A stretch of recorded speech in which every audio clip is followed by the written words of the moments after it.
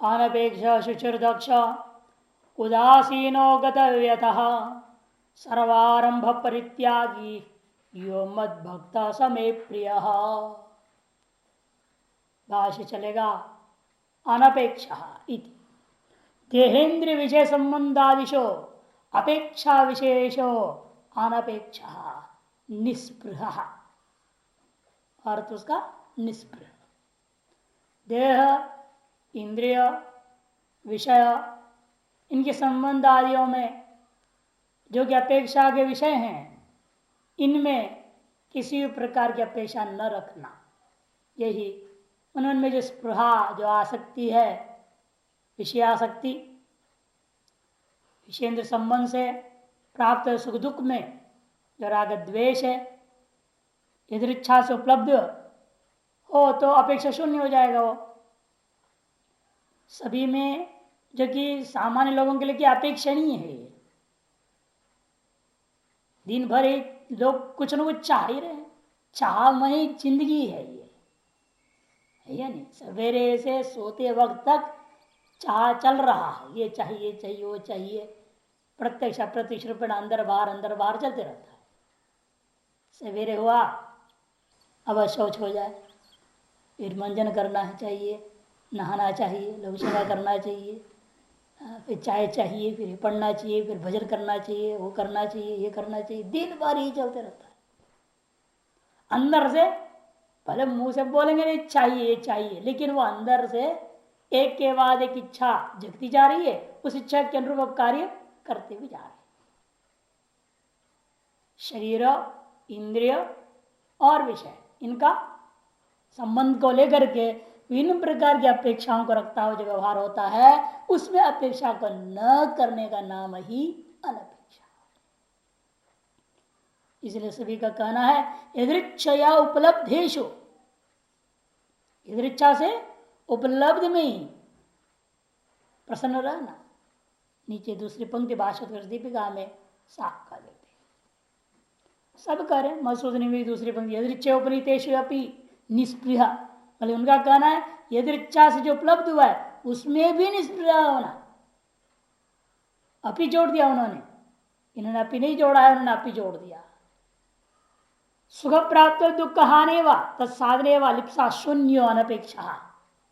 सुख की प्राप्ति हो जाए या दुख का नाश हो जाए या उनके साधनों की उपलब्धि हो जाए तो उसमें लिप्सा से शून्य होना, लेप रहित होना, आसक्ति रहित होना, उसी का नाम अनपेक्षा। नीलकंठी इस प्रकार सभी अर्थ यही लेंगे। निस्पृह अंत समय यही कहना, स्पृहा रहित होना। स्पृहा किस अर्थ में है?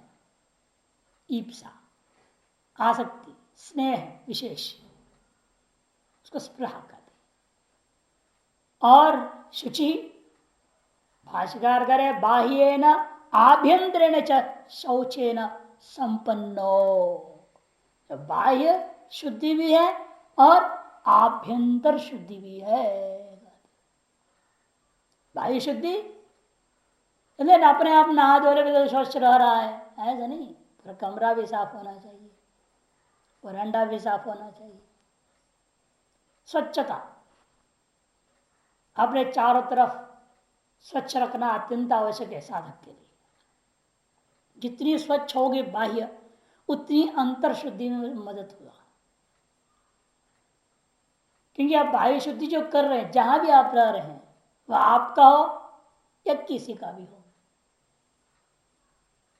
ये आपका हो तो हो सकता है कुछ उसमें मोहवशात आप सफाई मेंटेन करें, और पराये में आप यदि बाह्य वस्तु का सफाई मेंटेन कर लिया तो अंतरण शुद्धि शीघ्र हो जाएगा। क्योंकि मालूम है आपको तो आपका है नहीं, फिर भी आप साफ सुथरा मेंटेन करेंगे तो जल्दी ही आपकी अंतरण शुद्धि होगी। क्योंकि निष्कामना है, वहां मोह नहीं है, कामना नहीं है।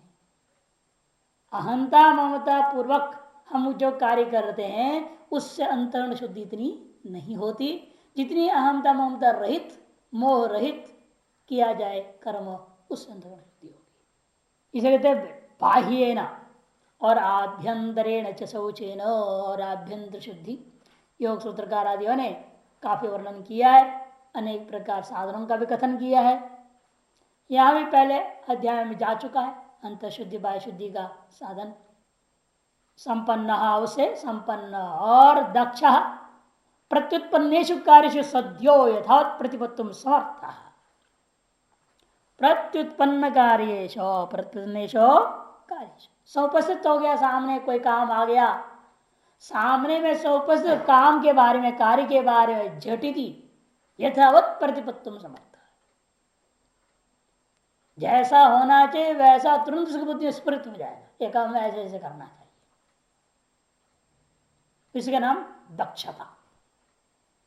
यथावत् प्रतिपत्तुम समर्थ। उदासीनो न कस्यचित् मित्रादेह पक्षम भजते यह स उदासीन। जो व्यक्ति किसी भी अर्थात मित्र हो शत्रु हो कोई भी हो किसी के भी पक्ष को संग्रहण नहीं करता, किसी एक पक्ष का जो है समर्थन नहीं करता, उसका नाम उदासीन है। यति ही कौन हो सकता है? वो यति ही हो सकता है जो संयम चित्त वाला, किसी के प्रति भी मोह नहीं राग द्वेष नहीं, वही व्यक्ति उदासीन हो सकता है। गत व्यतः गत भय, भय रहित वो। यदि पूर्व श्लोक में भी आ चुका है हर्षामर्ष भयोद्वेग मुक्त, भय से मुक्त है। फिर गत व्यथा का भी अर्थ भी आपने गत भय कर दिया, क्या फायदा? गता व्यथा भयम अस्य अर्थ, लेकिन यहां क्या आएंगे वहां और यहां में अंतर, या पर ही ताड़ित्य, पर ही ताड़ित भी गता व्यथा, दूसरों के द्वारा ताड़ित किए जाने पर भी व्यथा का अभाव हो जाना, ये जो यहां गत व्यथा से लेना पड़ेगा, तभी अंतर होगा, नहीं तो पुनरुक्ति आ जाएगी ना व्यर्थ का। वहां जो स्वयं अंदर में जो भय है, मृत्यु का भय, पशु पक्षी का भय इत्यादि, और ये दूसरों से ताड़ित किए जाने पर होने वाला जो व्यथारूपी भय, पीड़ा रूपी जो भय, उससे रहित हो जाना, ये अंतर। सर्वारंभ परित्यागी, सर्वारंभ परित्यागी मैंने आरभ्यंती आरंभा, आरभ्यंती आरंभा, पहले आरंभ शब्द बना रहे हैं, आरभ्यंती आरंभा, जो संकल्प आदि से आपने शुरू करते हो। क्या करते हो? यह मित्र फल भोगार्थानि काम हेतु कर्माणि, यह लोक के फल को भोग के लिए कामना का साधन होता जो कर्म है, और ऊपर के लोकों का फलोपभोग के योग्य कामना के साधनीभूता कर्म, इन कर्मों का नाम आरंभ, कर्म को कहते हैं आरंभ। सर्वारंभ सर्वाणि कर्माणि या सर्वेच आरंभा यदि सर्वारंभ, तान परित्यक्तुम शीलमस्य, उनको परित्याग करने का स्वभाव है जिसका, उस आदमी को कहते हैं सर्वारंभ परित्यागी। यो मद भक्ता समय प्रिय, ऐसा जो मेरा भक्त होगा वह मेरा प्रिय है। किंच, इतना ही नहीं, वैसे नीचे कहते देखो सर्वारंभ परित्यागी आनंद अंतिम पंक्ति, विहित काम्य त्याग से उक्तत्वात् विहिताद अन्यत्र मा संकोची इति विशिष्ट शुभाशुभ इत्यादि। अगले श्लोक में शुभाशुभ परित्यागी भी कह दिया, और यहां पर सर्वारंभ परित्यागी भी कह रहे हो, दोनों में क्या अंतर पड़ेगा उसके लिए कह रहे हैं। क्योंकि जब पूर्व श्लोक में हम क्या लेंगे, विहित और काम्यों का त्याग, विहित जो काम्य है और निषिद्ध जो काम्य है, उनको सब त्याग करना पूर्व श्लोक का विषय है। और जो आगे आने वाले श्लोक में क्या लेना है, सर्वसामान्य जो तद भिन्न विहिताद अन्यत्र, विहित निषिद्ध जो शास्त्र है उससे अन्य जो लौकिकी शुभाशुभ कर्म है ना, उनको भी लेना। जैसे कोई आप रास्ते में जा रहे, कोई गिर गया बुढ़ा, आप उसको पकड़ के उठा के खड़ा कर दिए, कोई विहित है क्या शास्त्र में ऐसा करना चाहिए करके? है विहित तो है नहीं। इस तरह से लौकिकी जो विहित और अविहित विशिष्ट या निश्चित जैसा दिखते हैं, जो व्यवहार हम कर लेते पुष्पाशुभ कर्म, उनको भी त्यागने वाला करके अगले श्लोक में लेना है। यो न हृष्यति न द्वेष्टि न शोचति न कांक्षति शुभाशुभ परित्यागी भक्तिमान यह समे प्रिय। यो न हृष्यति न द्वेष्टि, जो सुख प्राप्त होने पर फूलता नहीं, खुश नहीं होता, और दुख प्राप्त होने पर द्वेष को नहीं करता, इष्ट प्राप्ति में हर्ष नहीं, अनिष्ट प्राप्ति में द्वेष नहीं, न शोचति न कांक्षति, और प्रिय का वियोग होने पर शोक नहीं करता, प्रिय के आप प्राप्त करने से आकांक्षा भी नहीं करता।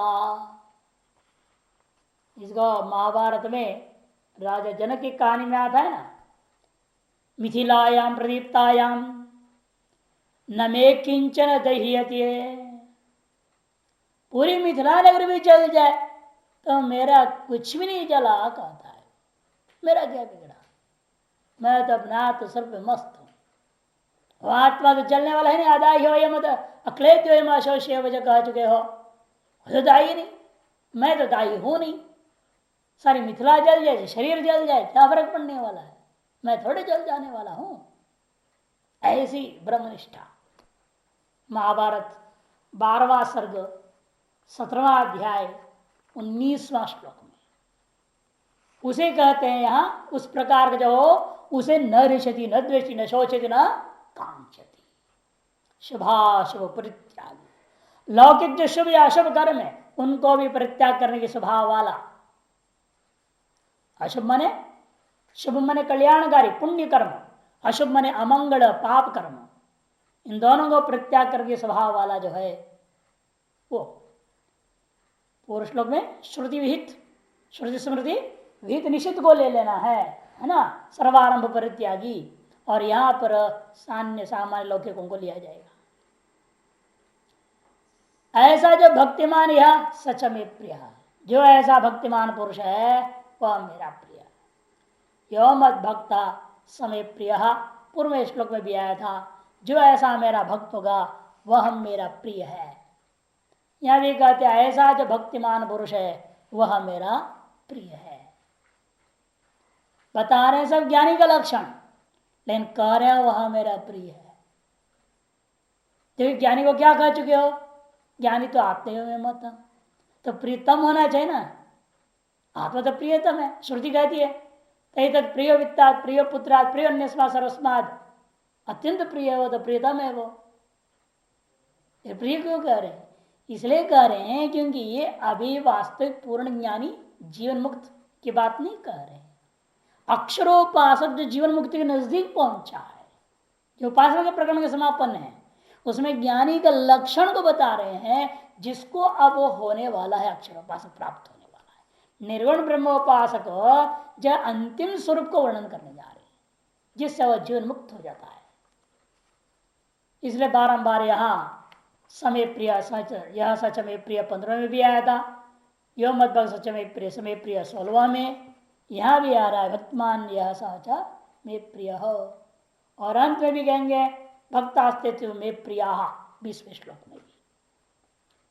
भाष्य यो न हृष्यति, इष्ट प्राप्त, इष्ट पदार्थ की प्राप्ति होने पर भी वह हर्ष को प्राप्त नहीं होता। प्रियम प्राप्य न हृष्यते, अनिष्ट प्राप्त न द्वेष्टि, मैंने अप्रियम प्राप्य यो न द्वेष्टि, अप्रिय को प्राप्त द्वेष को प्राप्त नहीं करता। दोनों के साथ व्यवहार तो करेगा ही, प्रिय प्राप्त होने पर व्यवहार होता है, अप्रिय प्राप्त नहीं व्यवहार होता है, अंदर से उसका न हर्ष है न अमर्ष है न द्वेष है। व्यवहार जैसा होना चाहिए जिसके साथ अपने कर्तव्य के आधार पर वर्णाश्रम धर्मानुग के अनुसार जो करना वो करेगा, लेकिन द्वेष भाव से नहीं करेगा। मारना पड़े तो मार भी देगा तो चाहता, लेकिन द्वेष भाव से नहीं। जैसे स्कूल का टीचर होता है, किसी बच्चे को द्वेष है क्या उनके अंदर, पिटाते हैं कि नहीं पिटते हैं बच्चे को, क्यों पीट रहे हैं, अंदर से द्वेष भाव से नहीं पीट रहे हैं, वो अपने कर्तव्य समझते हैं। यदि आज मैं इसको दंडित ना करूं ये कल और उद्दंड हो जाएगा, बर्बाद हो जाएगा, हमारा देश का एक प्रजा दुष्ट निकलेगा। अपने देश के प्रति कर्तव्य मान करके वो क्या करते हैं, एक चाटा मार देते, बच्चे कंट्रोल करते। उसी प्रकार यहां भी समझना है, आप बड़े हो जाने के बाद जो कार्य कर रहे हो वहां पर भी ऐसे ही मुक्ति यही है। हर्ष में आपकी हर्ष अभिव्यक्त कीजिए, ये नहीं कि हर्ष अभिव्यक्त नहीं करना है, चुप बैठे रहो बुद्धू बन करके, ऐसे थोड़े होता है। हर्ष का अभिव्यक्त करिए लेकिन राग ऐसे युक्त नहीं। दंडादि देनी है उसका अभिव्यक्त कीजिए और व्यवहार कीजिए, किंतु वहां द्वेष से युक्त होकर नहीं। देश के प्रति, समाज के प्रति, ग्राम के प्रति, अपना क्षेत्र के प्रति, अपना कुल के प्रति जो कर्तव्य है, जो जिम्मेदारी बनता है, उसको ध्यान में रखते व्यवहार करना है, राग द्वेष नहीं करना। धर्म और अधर्म का दृष्टिकोण से भगवान ने कहा मारो सबको, द्वेष थोड़ी था किसी के प्रति भी। और जानता है भीष्म तो मेरा परम भक्त है, लेकिन उसके लिए भी कहते अर्जुन को मारो, इसको भी मार दो, और मारने की तरीका भी बता दिया। वैसे मारने पर नहीं मर रहे हैं, शिखंडी को पकड़ के लाने का रास्ता स्वयं भीष्म के मुख से कहवाए। उसके लिए कितनी नाटक करा है। द्रौपदी को अपने कंधे पर उठा के ले गए, उसके पैर के पायल को भी पकड़ के आवाज ना आ जाए, और उसको भी गए पहले सारे कंगन को निकाल दे, सारे जितने पहन रखी है, टन टन आवाज नहीं बजनी चाहिए कहीं ले जाते वक्त, दुर्योधन को मालूम हो जाएगा उनके बीच में जाना है। इस तरह से रातों रात छिपा छिपू करके उसको ले गए, वहां जाकर के बिल्कुल दरवाजे सामने पे खड़ा करके अपना बाहर खड़े रह गए। दुर्योधन की पत्नी आने से पहले द्रौपदी अंदर चली गई,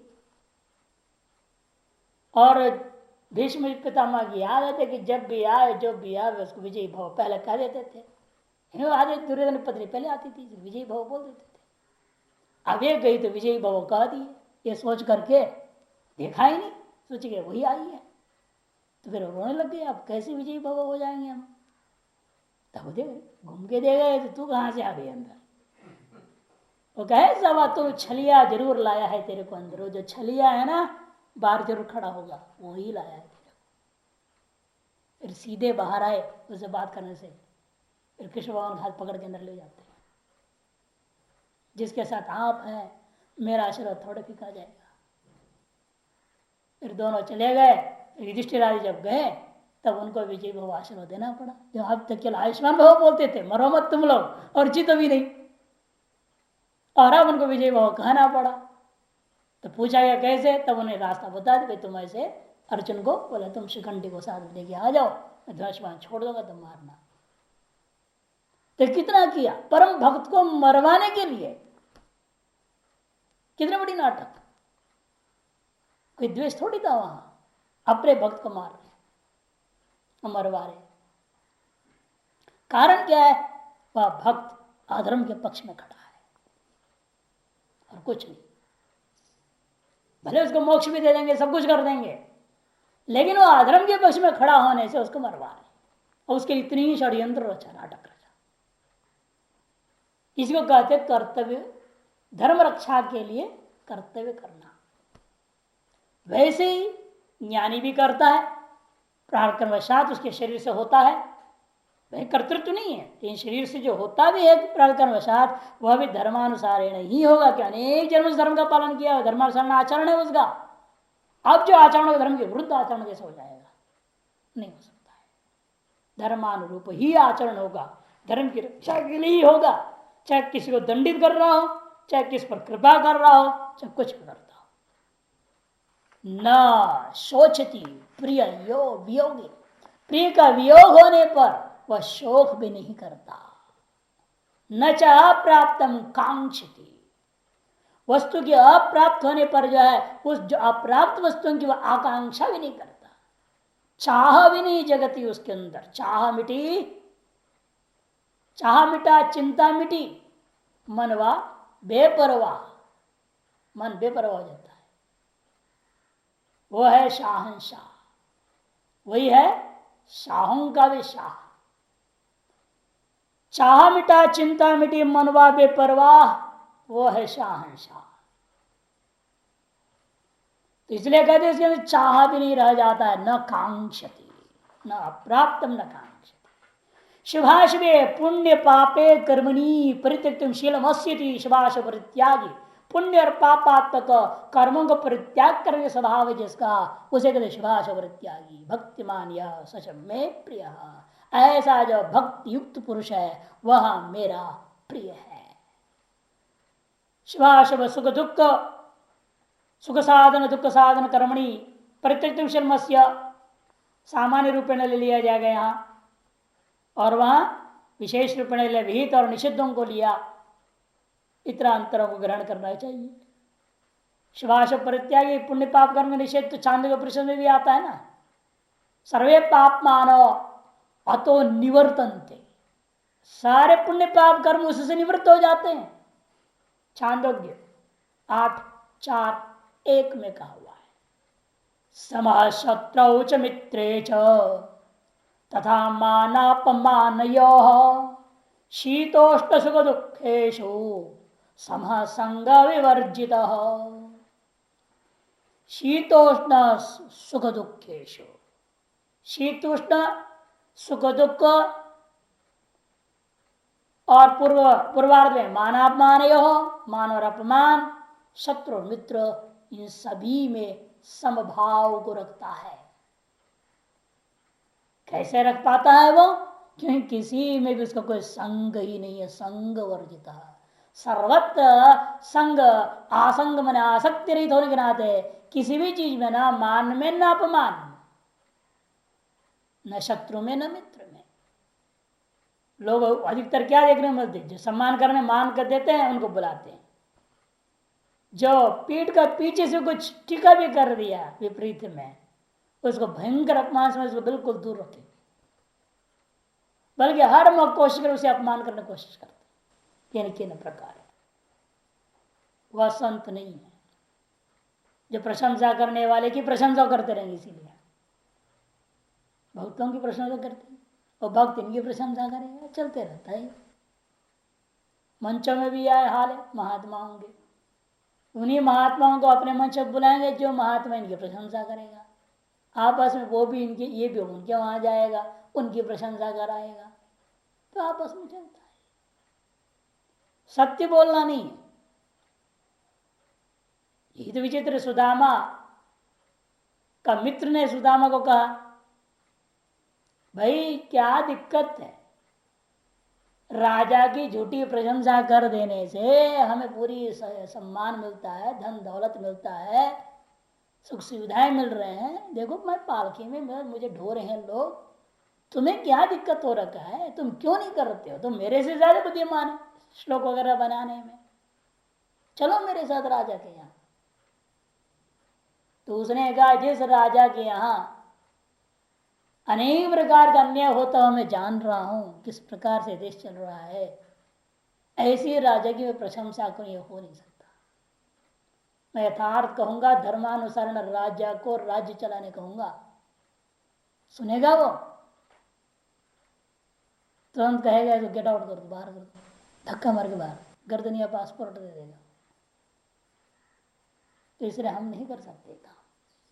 ब्राह्मण का काम नहीं है, ये विद्वान का काम नहीं है, मुमुक्षु का काम नहीं है कि किसी की झूठी प्रशंसा कर दे या झूठी आरोप लगाकर किसका अपमान करे, दोनों ही नहीं है। इसे कहते मान आप मारियो समः।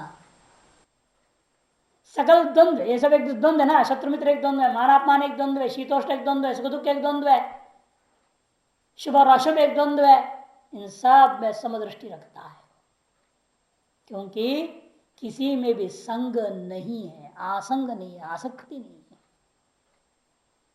तुल्य निंदा स्तुतिर्मोह आगे आएगा और स्पष्ट करेगा।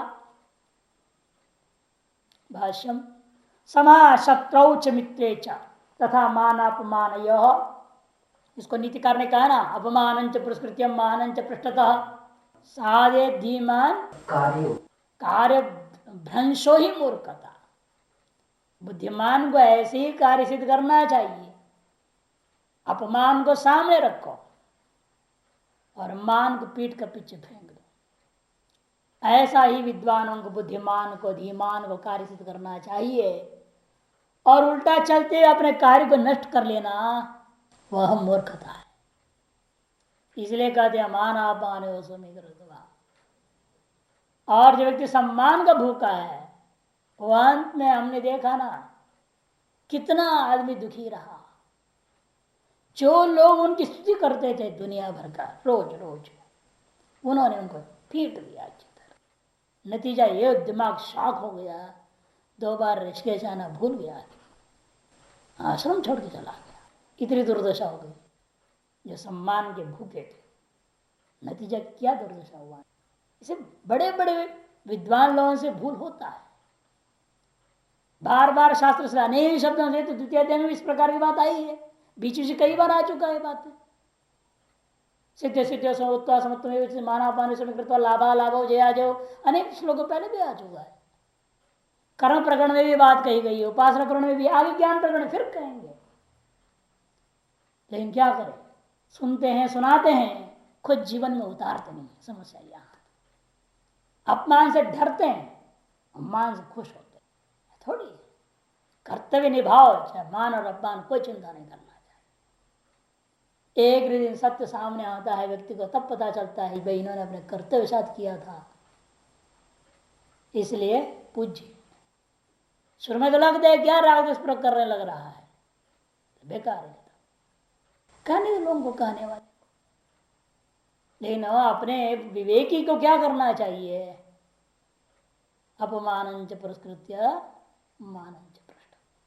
भाष्यकार कहते हैं समास शौच मित्र मानापमान यो पूजा परिभव यो इत्यर्थ।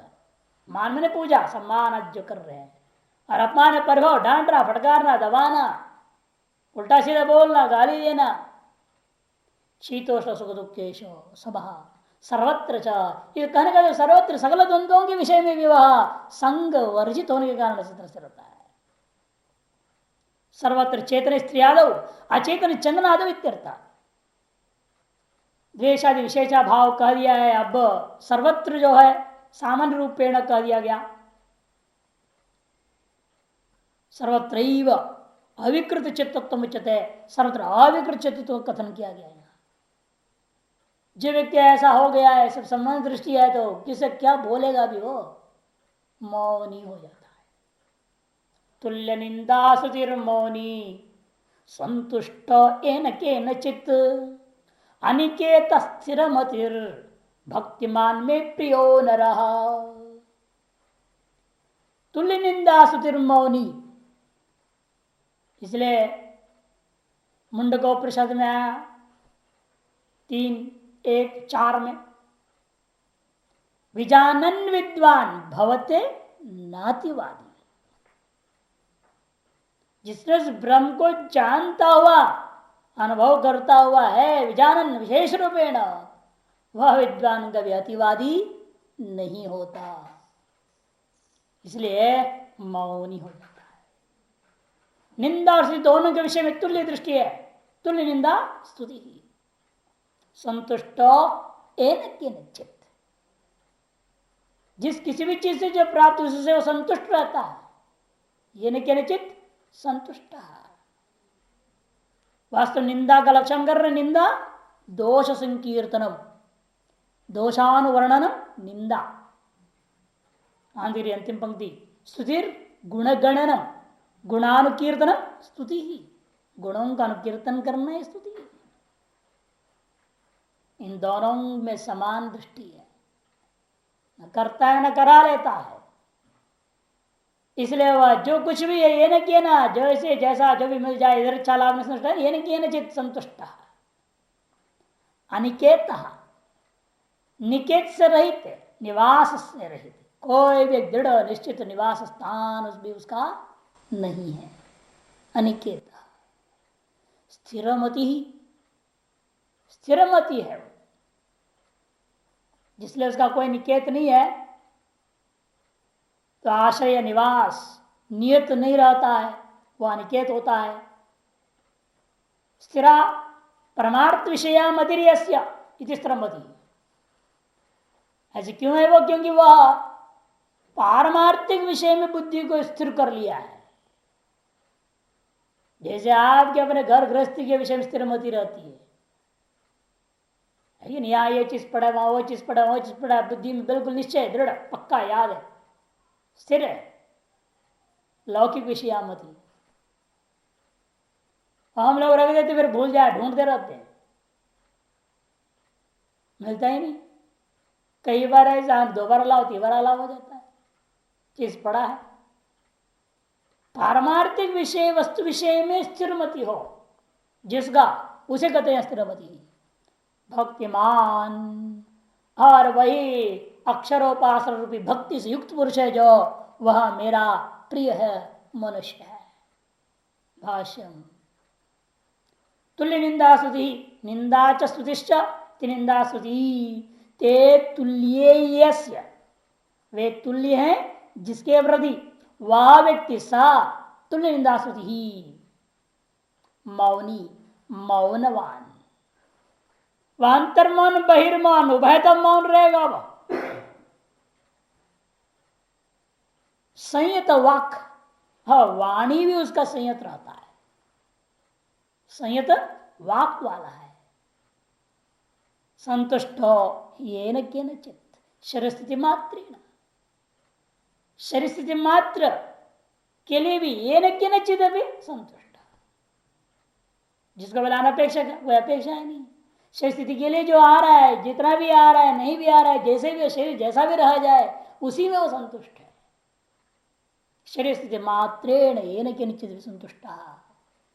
उसको महाभारत के श्लोक दे रहे भाष्यकार, तथा जो उत्तम ये न केनचिदाच्छन्न ये न केनचिदाशितः यत्र क्वचन शायी स्यात् तम देवा ब्राह्मणं विदुः।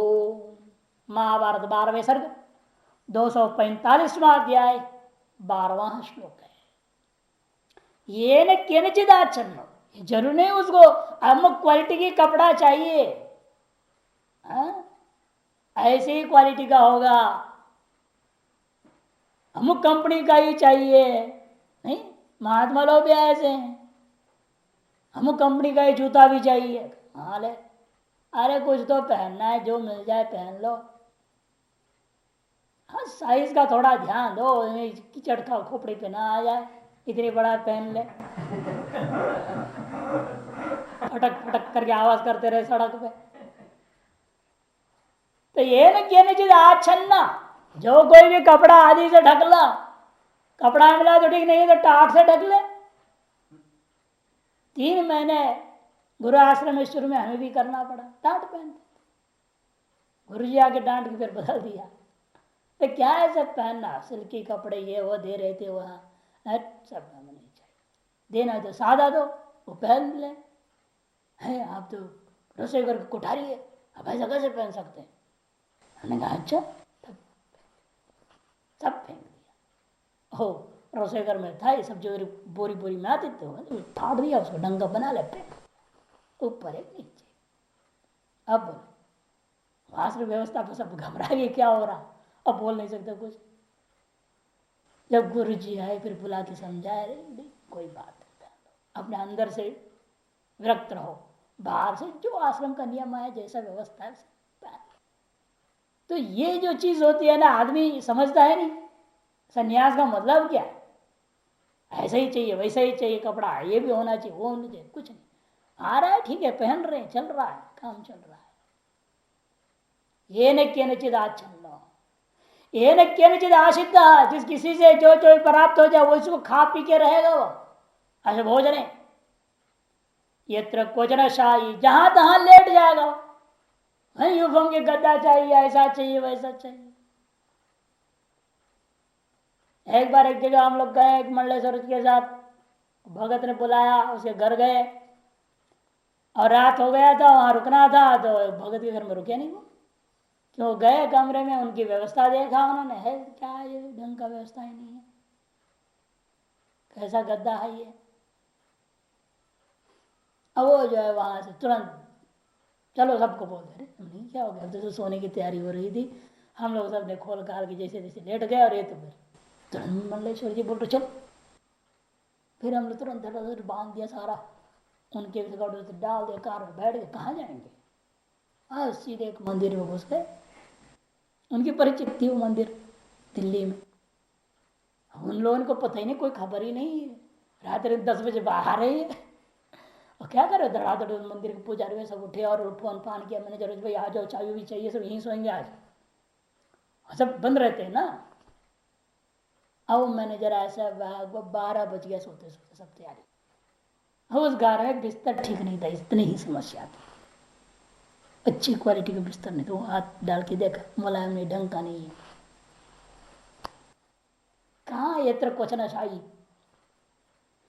तम देवा ब्राह्मण विदु, ऐसा जो रहता है उसी को लोग ब्रह्म ज्ञानी ब्राह्मण समझते हैं, दूसरे नहीं।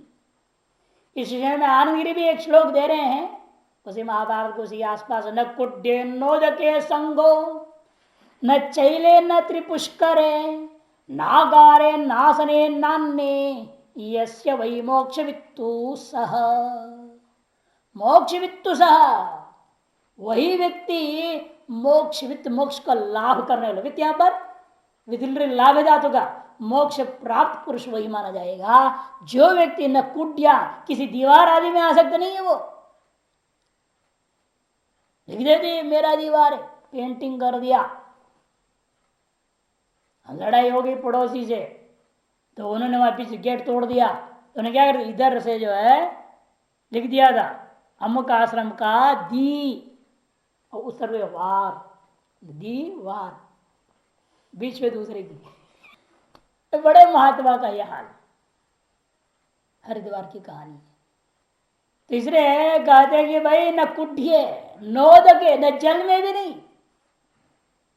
हमारे कुआं से तुमने क्यों ले लिया? कोई लड़ाई नहीं होगी वहां, न मेरा कुआं न तेरा कुआं, कोई आसक्ति नहीं।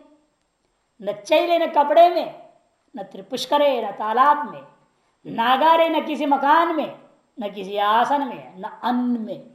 संग है न संग, सब जोड़ेगा। न कुड्डे संग, न ओदगे संग, न चैले संग, न त्रिपुष्करे संग, नागारे संग, नासने संग, नान्य संगो यस्य वै स मोक्ष। ये स्मृति मुक्ते अर्थे प्रमाणम प्रमाणयति स्मृति, उक्त अर्थ में इस स्मृति को उन्होंने प्रमाणित करते हुए कहा।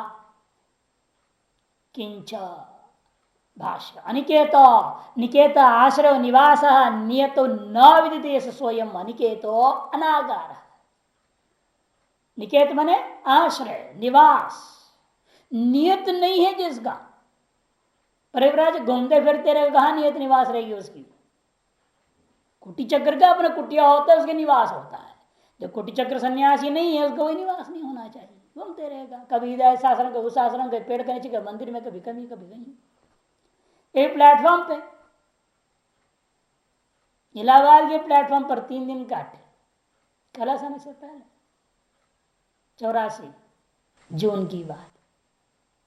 जब आश्रम से निकल गया, पढ़ना लिखना है, गुरु की अनुमति लेके चल दिए मुंगेर से धनबाद, झरिया, आसनसोल, कहा जा जा घूमते फिरते गया होते हुए बनारस आए। तो बनारस में जितना देखा कहीं भी कोई मिला नहीं ढंग का। अब कोई कहा, कोई कुछ कह दे, तो फिर वहां से इलाहाबाद आए, वहां एक महात्मा पकड़ लिया, मेरा चढ़ावन हम तुमको सब पढ़वा देंगे, सब करवा देंगे। मैंने किसी बहाने चेला बनना तो बाद की बात है, पहले जगह तो बता, तो कहाँ तो पढ़वाएगा, क्या करवाएगा। उसने कई विद्यालय इधर उधर सब ले गया। अरे हम विद्यालय तो नहीं, परीक्षा वरीक्षा देना नहीं हमको, आश्रम में ले गया। और रोज आके हम लोग स्टेशन पे सोते थे। मैंने कहा महात्मा तो ठीक है, रोज तो कभी स्टेशन में सोते, सुबह घाट पे सोता है। अच्छा महात्मा है, हमारे तो ऐसे ठीक लगते हैं ऐसे महात्मा। लेकिन जो व्यवस्था देना चाह रहा है, जो हमारा लक्ष्य है, वो तो पूरा नहीं कर पा रहा। फिर मैंने उसके पिंड कैसे छुड़ाया। मैंने वो भिक्षा लाने जाता था, वो उनके यहीं बैठे रहो, हम भिक्षा लाने जा रहे। जाओ महाराज। अब तो पूछताछ करके ट्रेन में घुस गया, तो हरिद्वार जाने वाली ट्रेन, चुप गया। वो छोड़ ही नहीं रहे, हमारे पीछे पड़ा हुआ था। फिर दूसरे दिन सवेरे हरिद्वार पहुंचे। तो संसार है, ये नहीं देखना चाहिए कहाँ कैसा परिस्थिति। लक्ष्य दृढ़ हो तो उस लक्ष्य को पाने के लिए जैसा भी जीना पड़े, जैसा भी दिन देखना पड़े, सहन करना पड़ता है। और जीवन उस तरह से चलाना पड़ता है। अयम मनिकेतो अनागार इत्यादि स्मृत्यंतरा, स्वयं मनिकेतो अनागार इत्यादि भी श्रुत्यंत्रों में कहा गया, स्मृत्यंत्र में अनागार शब्दों से भी कहा है। स्थिरमति स्थिरा परमार्थ वस्तु विषय मति शस्त्रमति भक्तिमान में प्रियो न रहा। स्थिर है मैंने परमार्थ वस्तु विषय को मति, जिसका परमार्थ वस्तु विषय में मति जिसका स्थिर है उसको स्थिरमति कहते हैं। जीव ब्रह्म एकत्व के बारे में बिल्कुल संशय नहीं, चाहे कोई भी कुछ भी कहे, बिल्कुल दृढ़ निश्चय है। सर्व संप्रदायातीत होकर, सर्व वर्णाश्रम धर्मातीत होकर के प्रारब्धानुसारेण यत्किंचित वर्णाश्रम धर्म जो होना है होते हुए वह अपने जीव ब्रह्म एकत्र निष्ठा को दृढ़ता पूर्वक पकड़ के बैठा हुआ है। ऐसा जो व्यक्ति है उसे कहते स्थिरमति। गुणों से युक्त निर्गुण ब्रह्मोपासक, निर्गुण ब्रह्मोपासक में बारंबार भक्ति शब्द से कहा जा रहा है। ये समझना भक्ति शब्द से यहाँ क्या लेना है, अक्षरोपासना। निर्गुण ब्रह्मोपासना को भक्ति शब्द से लेना है। तारस भक्तिमान वह मेरा प्रिय है। अद्वेष्टा सर्वभूतानाम इत्यादि ना अक्षर से उपासका नाम निवृत्त सर्वेशनानाम संन्यासिनाम परमार्थिया निष्ठानाम धर्मजातम प्रक्रांत उपसंह्रियते।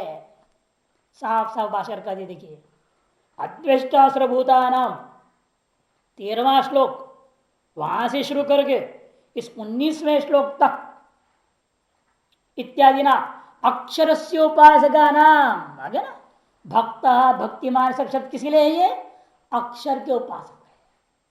उनके निवृत्त सर्वेशना नाम, जिन्होंने निवृत्त है सर्वेशना सारी येषणाएं पुत्रेषणा वितेषणा लोकेशना त्याग कर चुके जो ऐसे सन्यासी जो परमार्थ ज्ञान निष्ठा रखने वाले, उनका जो धर्म समूह है धर्मजातम गुण समूह है, उनके जो लक्षण है उनको जो आरंभ किया गया था प्रक्रांतम, जो प्रक्रम किया गया था उपक्रम किया गया था उसको पसंद रहते, उसी को संहार करते हुए यह अंतिम श्लोक इस अध्याय का आरंभ होता है। जैसे वार्तिककार की दिए है नीचे वार्तिक मसूदनी, नीचे से तीसरी पंक्ति उत्पन्नात्मबोधस्य यद्वेष्टित्वादयो गुणाः अयत्नतो भवन्त्येव न तो साधन रूपिणः। जिसके अंदर आत्मबोध उत्पन्न हो गया उसके अंदर है स्वाभाविक चीज है। क्या चीज है? अद्वेष्टित्वादि उसके गुण स्वाभाविक होता। अयत्न तो भवंती, अयत्न तो भवंती का मतलब क्या? स्वभाव से होते हैं उनमें, न तो साधन रूपिणः, उसके लिए साधन रूप नहीं रह गया। और जिसके अंदर भी आत्मबोध उत्पन्न नहीं हुआ है उसके लिए साधन रूप है। व्यतिरेक कहते ना, इसलिए जिसके अंदर आत्मबोध उत्पन्न हो गया उसमें सारा अद्वेष्टित्वादि जो गुण है अयत्नत ही होते, मैंने स्वभावत ही होते हैं, न तो साधन रूपिणा, उसके लिए साधन रूप नहीं होते। लेकिन जो मुमुक्षु है उसके लिए ये सब साधन रूप है। कोशिश करना पड़ता है, हर वृत्ति को नियंत्रण में रख करके देखते रहना पड़ता है। वृत्ति कहीं बिगड़ तो नहीं रही है, आसक्ति तो नहीं हो रहा है किसी चीज में, राग द्वेष तो नहीं हो रहा है। हर प्रवृत्ति हर वृत्ति पर उसको पूरा ध्यान देना पड़ता है, साधन है उसके लिए। ये तो सन्यासिनो, उसके लिए ये तो धर्म्यामृतम इदम यथोक्तम पर्युपासते श्रद्धाना मत परमा भक्तास्तेतिव मे प्रिया। ये तो धर्म्यामृतम इदम, जो लोग, कौन लोग? ये जो अक्षराउपासक सन्यासी लोग, परिव्राजक त्यक्त सर्वेषणा वाले लोग, धर्म्यामृतम, धर्मीय शब्द धर्मामृत नहीं बोल रहे हैं। धर्मीय का मतलब क्या? धर्माद अनपेतम धर्म्यम, न्यायाद अनपेत न्यायम इत्यादि के समान। जो धर्म से हट कर नहीं है, धर्म की अनुरूप ही जो रहता है वो धर्म्यम कहा जाता है। जो धर्मीय होता हुआ अमृतंच, क्यों? अमृतत्व का साधन होने से ये जितना भी बता गया समूह, ये सब क्या है? धर्मीय होता हुआ मोक्ष के साधन है, धर्म से हट कर नहीं है और मोक्ष के साधन है। इसलिए इन सबको क्या कहेंगे? धर्म्यामृतम इदम यथोक्तम। क्या है वो? जो बताया कि 13 से 19 तक अद्वेष्ट इत्यादि से जो अंत में कहा स्थिरमती, यहां तक जो 32 वाला बातें बताई गई है वो सब कैसे है? धर्म से हटा हुआ नहीं है, धर्मी है और मोक्ष का साधन होने से अमृत है। इनको ये तो परिपास है जो लोग लगातार परितः सर्वतः उपासते, चारों तरफ से सम्यक प्रकार से अनुष्ठान करते हैं। श्रद्धा मत परमा, अश्रद्धा से युक्त है, मैं ही उनका परम लक्ष्य हूं। निर्गुण निराकार, या मैं से निर्गुण निराकार मेरा जो स्वरूप है वही है परम लक्ष्य जिनका। ऐसे ये भक्ता ते में अतीव प्रिया, वे लोग मेरा अत्यंत प्रिय है। अतीव प्रिया, पहले बोल चुके प्रिय ज्ञान अत्यर्थम है ना, जो सूचित है उसी को उपसंहार एक तरह से यहाँ हो गया। जो क्यों कहा गया था 7वें अध्याय में, उसका उपसंहार यहाँ पर एक तरह से पूर्ण रूपेण कर दिया गया है। भाष्य, ये तो सन्यासीना, या तू यहां पर लेना है व्यावर्तन अर्थ में नहीं। किसका व्यावर्तन करेंगे? इससे पुरुष लोगों में तो जिनका बोल रहे उन्हीं को तो यहां उपसंहार कर रहे हैं। तू इसलिए व्यावर्तन अर्थ में नहीं, ये एव अर्थ में। ये श्रद्धाना संत मत परमा एव भक्ता, जो लोग अवधारण अर्थ में, ऐसे स्थल में तू किस अर्थ में होता है? अपि या तू, ये शब्द ऐसे स्थलों में एव अर्थ में होता है, अवधारण अर्थ में। जो श्रद्धायुक्त मत परम भक्त लोग होते हुए धर्म्यामृत में परिभाषते एवं ते में अतीव प्रिया, ऐसे तू कर दो, एवं में लेना पड़ता है। सन्यासिना, ये सन्यासिना ले लो, सीधे सीधे पुरुष लोग के अंत में जो अर्थ किए थे सन्यासी, उसको ले सन्यासिना। धर्म्यामृतम की व्याख्या, धर्माद अनपेतमिति धर्म्यम, धर्म्यंचित अमृतंचित धर्म्यामृतम बन जाएगा एक शब्द, धन समास। इसको अमृत क्यों कहते हैं? तद अमृतत्व हेतुत्वात्, वह अमृतत्व मोक्ष का साधन होने से इसको अमृत कह दिया। अमृतत्व के साधन को भी अमृत कह दिया, मोक्ष के साधन होने से। इदम यथोक्तम, जो अभी तक का वह 32 चीजें हैं, वे अद्वेष्टा इत्यादि सर्वभूतन इत्यादि ना, उनका क्या करता है? पर्युपास अनुतिष्ठन्ति, उन्हीं का अनुष्ठान करता है, इन्हीं के अनुसार अपने वृत्तियों का संचालन करता है, उपासना करता है। कैसे कर रहा हो भी अनुष्ठान? दुनिया को दिखाने के लिए नहीं कर रहा, ढोंग नहीं है, ढोंग नहीं। अंदर से अपमान बर्दाश्त नहीं हो रहे, बाहर से मजबूरी में बर्दाश्त कर रहा है, ऐसा नहीं। इसलिए कहते हैं श्रद्धाना संतो, श्रद्धा से युक्त होकर के कर रहे हैं। मत परमा यथोक्त तो अहम अक्षरात्मा, आ गया ना। मत परमा में ने किसको लेना? मत शब्द से, सगुण साकार को नहीं, विराट को नहीं, हिरण्यगर्भ को नहीं, किसी को नहीं। इसलिए यथोक्त जो अहम अक्षरात्मा, अहम मैंने मैं कौन? यथोक्त मैं, यथोक्त मेरा कौन स्वरूप लेना है? मैंने अक्षरात्मा कर दिया। परमो, वही परम है, न निरतिशय गति लक्ष्य जिनका ये शांति मत परमा, वही निरतिशय, इसलिए सातिशय नहीं। हिरण्यगर्भ विराट वगैरह क्या है? सातिशय गति है ना। इसे मेरा वह अक्षर जो स्वरूप है, जो पूर्व में वर्णन किया हुआ है अशोच्यान विशोचस्तम इत्यादि शब्दों के द्वारा, और न जायते मृत्यवा कदाचित से बताया गया था, वह जो अक्षर स्वरूप ही निर्दिशय गति लक्ष्य मानता है, जो वे जो लोग ये शांते, उन्हें कहा जाता है मत परमा मद भक्ताश्च। उत्तमाम परमार्थ ज्ञान लक्षणाम भक्तिम आश्रिता, आश्रिता, देखो आ गया ना। मत भक्त से क्या लेना? भक्ति शब्द से यहां लेना है परमार्थ ज्ञान लक्षणाम भक्तिम, जो सर्वोत्तम है। क्या सर्वोत्तम भक्ति है? परमार्थ ज्ञान, जीव ब्रह्म ऐक्यत्व रूपा जो परमार्थ ज्ञान है वह ज्ञान रूपा भक्ति, उसी को आश्रिता, उसी को आश्रित किए हुए जो लोग हैं उनको कहा जाता है मद भक्ता। ते वे लोग अतीव में प्रिया, वे मेरा अत्यंत प्रिय है। मुक्तानाम स्वाभाविक धर्म समुक्षुणाम यत्व तो अनुष्ठित्यर्थ, देखो नीलकंठी सुस्पष्ट बोल दिए हैं नीचे से दूसरे पंक्ति अंत में ना, यो मुक्तानाम स्वाभाविक धर्म समुक्षुणाम यत्न तो अनुष्ठित्यर्थ, नीलकंठ में प्रिया प्रियो ही ज्ञानी अत्यर्थम ये सूचित, जो 7वें अध्याय 17-18 श्लोक आदि में सूचित किया गया था, तद व्याख्याय उसका ही व्याख्यान करके ये उपसंहृतम भक्ता तत्व में प्रिय थी, उसके यहाँ उपसंहार कर दिया भक्ता तत्व में प्रिय थी।